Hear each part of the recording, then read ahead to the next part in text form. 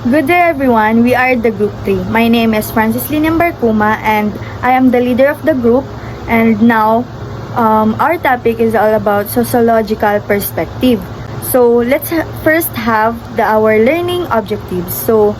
Um, at the end of this lesson, pre-service teachers or students will be able to describe the social aspects of education and discuss the ways in which education is a social institution and how it helps in socialization. Number 2 is to explain the various sociological theories and state the way each of the theories perceives education in society. And number 3 is to identify the connection between schools and various other social institutions like family, religion, government, and economic institutions. And number 4 is to describe the various roles of social institution and state the contributions made by the social institutions toward personal development. And lastly is to understand the ways in which social experience affects the personal identity, values, beliefs, and behavior. Now, let's proceed to social dimension of education. So, education as a social process. So, yung education natin is nag-extend siya beyond classroom instruction.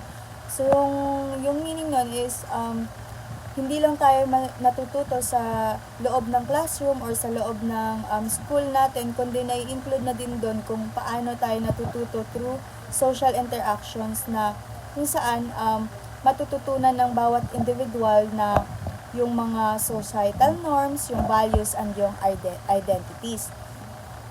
According nga kay Durkheim ay in-emphasize niya na yung socialization is crucial ongoing process talaga siya na nagpe-prepare sa bawat individual sa atin na mag-engage sa culture and society. So ngayon, dumako naman tayo sa consensus theory. So yung consensus theory is, ito yung nagsasabi na yung lipunan ay nagiging maayos siya dahil sa mga tao, and dahil din yung mga tao ay nagkakaroon ng pagkakatulad ng beliefs, ng pagpapahalaga and ng mga tuntunin. And naniniwala din yung theory na to na bawat institution tulad ng family and ng school is nagtutulungan para mas mapanatili yung kaayusan or katatagan ng bawat community. And halimbawa nga doon is yung sa school is yung tinuturuan yung mga students kung paano magkaroon ng disiplina, ng paggalang, and ng pagiging helpful para mas maging mapabuti yung mamamayan nila and makatulong din sa community nila. So, next naman is yung conflict theory. So, yung conflict theory naman, from the word conflict nga, so dito naman is yung lipunan is puno siya ng hindi pagkakapantay-pantay and um, misunderstanding. And dahil nga yung ibang grupo is mas may power or mas mayaman kaysa nga sa iba, nagkakaroon ng inequality. And dahil dito, nagkakaroon din ng um, inequality when it comes to opportunities and privilege sa mismong lipunan nila. Example nga nun is yung sa education. Mas madami na madaming resources or mas maganda yung community or environment ng mga private school kaysa sa mga public school. And dahil dito, hindi naging pare-pareho yung opportunities na natatanggap ng mga students. And sa madaling salita, yung consensus theory is nakatuon siya sa pagkakaisa, sa cooperation, and sa kaayusan ng bawat isa. And yung conflict naman is nakatuon siya sa inequality and power and tunggalian sa lipunan. My name is Irene de la Cruz and tutungo naman tayo ngayon sa structural functionalism. So ano nga ba ang structural functionalism? This perspective views society as seeking balance and order through cooperation of its institution. Ibig sabihin, ang structural functionalism ay parang tumitingin tayo sa malaking larawan, kung saan nagtutulungan ang lahat para sa mas ikabubuti ng lahat. Halimbawa, isipin natin na ang lipunan ay parang isang pamilya. May mga tungkulin ang bawat isa. Si tatay, si nanay, anak. Kapag ginagawa ng bawat isa ang kanilang trabaho o tungkulin, mas nagiging mas maayos at tahimik ang pamumuhay. Education plays a vital role by enabling each part of society to fulfill its function, maintaining social stability. Ang education ay mahalaga dahil dito natututo ang mga tao kung ano ang dapat nilang gawin sa lipunan. Halimbawa, tinuturuan tayo sa school na maging disiplinado. Tinuturo din kung paano rumespeto sa batas at sa kapwa. Sa structural functionalism, hindi masyadong pinapansin ang gusto o pangangailangan lang ng isang tao. Ang mahalaga ay ang kabuuang kaayusan ng lipunan. Ano naman ang interactionist theories? Social order emerged through everyday interactions and the meanings people assign to actions, situations, and symbols.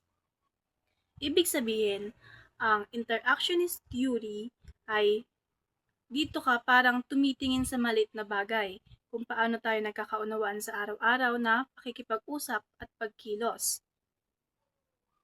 Ang interactionist theory, sa theory na ito, ang lipunan ay nabubuo sa araw-araw natin pakikisalamuha sa ibang tao. Halimbawa, kapag ngumiti ka sa kaibigan mo kapag nakasalubong mo siya, ibig sabihin masaya ka na nakita mo siya. O hindi naman kaya kapag umiwas ka naman ng tingin, pwedeng ang sabihin ay nahihiya ka o ayaw mong makipag-usap sa kanila.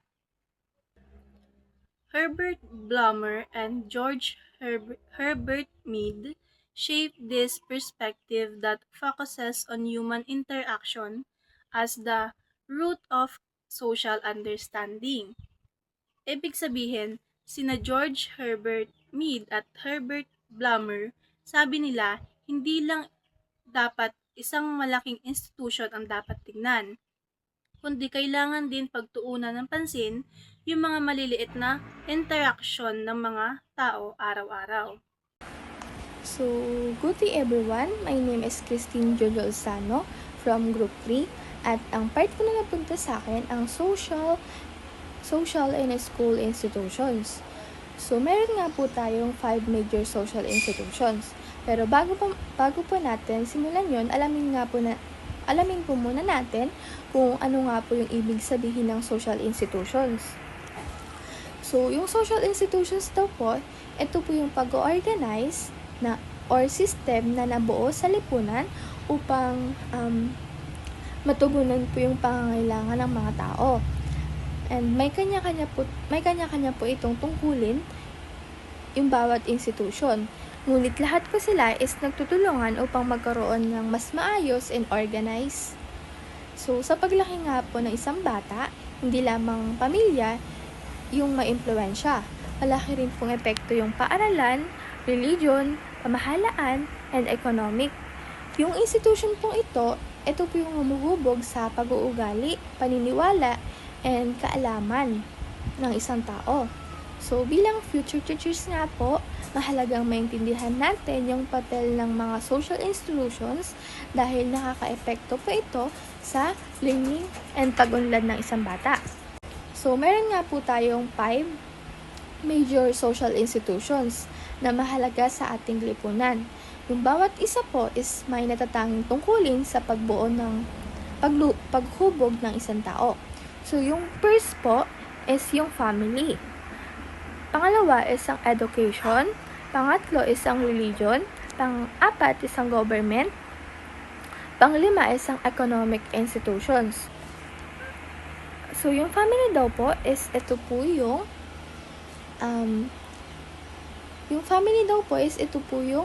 tinuturing na pinakamahalaga dahil dito po nagsimula yung paghubog ng isang bata. So, tinatawag din po itong first socializing agent.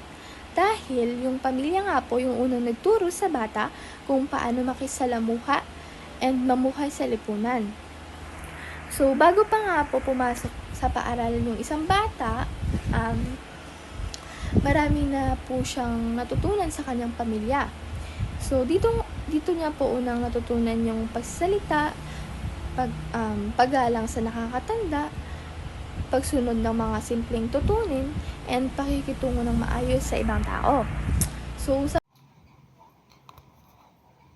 Education as social institution. Ang edukasyon ay hindi lang basta pagpasok sa paaralan. Ito ay isang malaki at organisadong sistema ng lipunan, kung saan sistematikong itinuturo at pinapasa ang kaalaman, kasanayan, at pagpapahalaga. Core types of education. Number 1. Formal education. Ito ang may istruktura, may sinusunod na baitang o antas, at nagaganap sa loob ng mga opisyal na paaralan. May takdang kurikulum at nagbibigay ng sertipiko o diploma pagkatapos. Halimbawa, pag-aaral sa elementarya, high school at pagkuha ng kurso sa kolehiyo o universidad. Sa maikling sabi, K-12. Pangalawa, non-formal education. Ito ay organisado at may istruktura rin ngunit nagaganap sa labas ng nakasanayang formal na paaralan.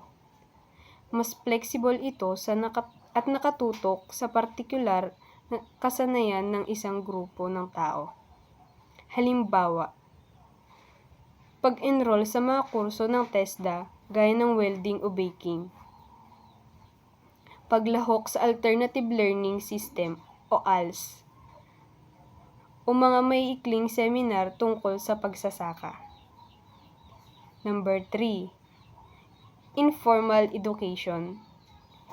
Ito ay ang panghabang buhay na proseso ng pagkatuto mula sa pang-araw-araw na karanasan at pakikisalamuha at impluwensya ng paligid. Walang sinusunod na classroom o libro rito. Halimbawa, pagkatuto ng isang bata kung paano maghugas ng pinggan sa pamamagitan ng panonood sa magulang o pagkatuto ng mga gawaing bahay at pakikipagkapwa-tao. Religion in social life. Ang relihiyon ay isang organisadong sistema ng paniniwala at gawain na nakasentro sa mga bagay na itinuturing na sakrid o banal na nagbubuklod sa isang komunidad ng mga tao. Core components of religion. First, sacred versus profane. Ayon sa ang sacred ay ang mga bagay na itinuturing na banal, may misteryo at ginagalang ng husto. Ang profane naman ay ang mga ordinaryo o pang-araw-araw. Halimbawa, ang isang ordinaryong tinapay sa grocery ay profane o pagkain lang. Ngunit kapag ito ay ginamit sa banal na komunyon, ito ay nagiging sacred o katawan ni Kristo sa mga Kristiyano. Number 2. Rituals or practices. Mga formal at paulit-ulit na kilos o seremonya na ginagawa sa konteksto ng relihiyon upang ipakita ang pananampalataya. Halimbawa, pag-aantanda ng krus o pagluhod abang nagdarasal. Pag-aayuno o fasting tuwing Ramadan. Number 3. Ethical code. Ang mga panuntunan at gabay kung anuman ang tama at mali na dapat sundin ng mga kasapi ng relihiyon sa kanilang pakikitungo sa kapwa. Halimbawa dito ay ang 10 utos ng Diyos sa mga Kristyanismo. Number 4. Cosmology. Ang paliwanag o kwento ng isang relihiyon kung paano ginawa ang mundo, ano ang istruktura nito at ano ang mangyayari sa huli, gaya ng kabilang buhay. Halimbawa, ang paniniwala na nilikha ng Diyos ang mundo sa loob ng 6 na araw, o ang paniniwala sa samsara o circle of reincarnation o paulit-ulit na pagsilang at pagkamatay batay sa karma. Majors of religions. Number 1. Abrahamic religions. Ang mga relihiyong naniniwala sa isang Diyos na kumikilala kay Abraham bilang kanilang ninuno sa pananampalataya. Halimbawa, Christianity o Islam at Islam. Number 2. Dharmatic religions.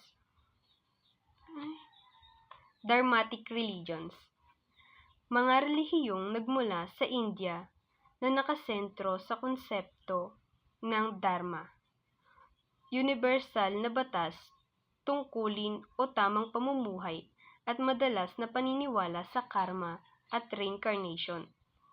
Halimbawa dito ang Buddhism at Hinduism.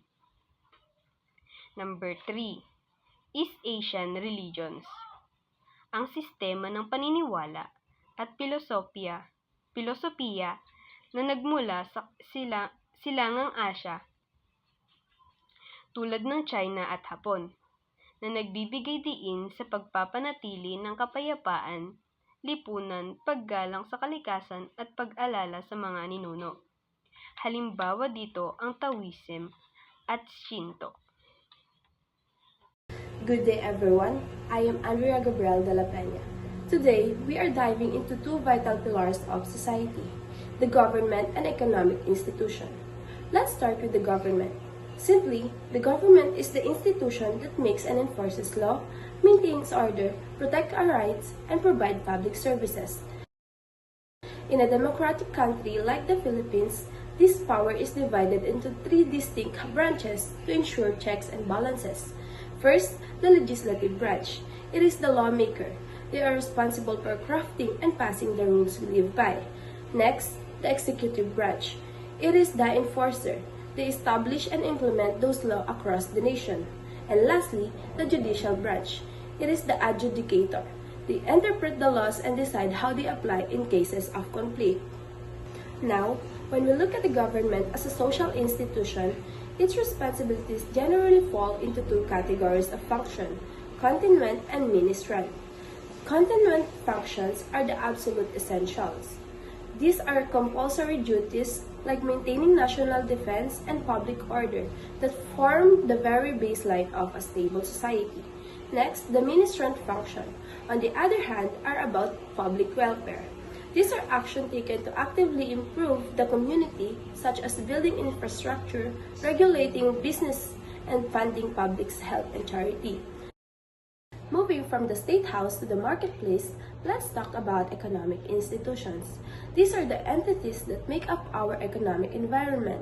They include suppliers, lenders, customers, and regulators. Whether an organization is a massive for-profit business or non-profit watchdog, if it influences how money and resources move, it is an economic institution. The primary function of the economy is simple yet massive. It sustains society by providing the essential goods and services we all need to survive and comfortably live. But it goes beyond just product. Economic institution gives people purpose and stability through employment. To wrap it up, while the government provides the rules and safety, economic institution provides the resources and livelihoods. Thank you for listening, and we are now open for any question.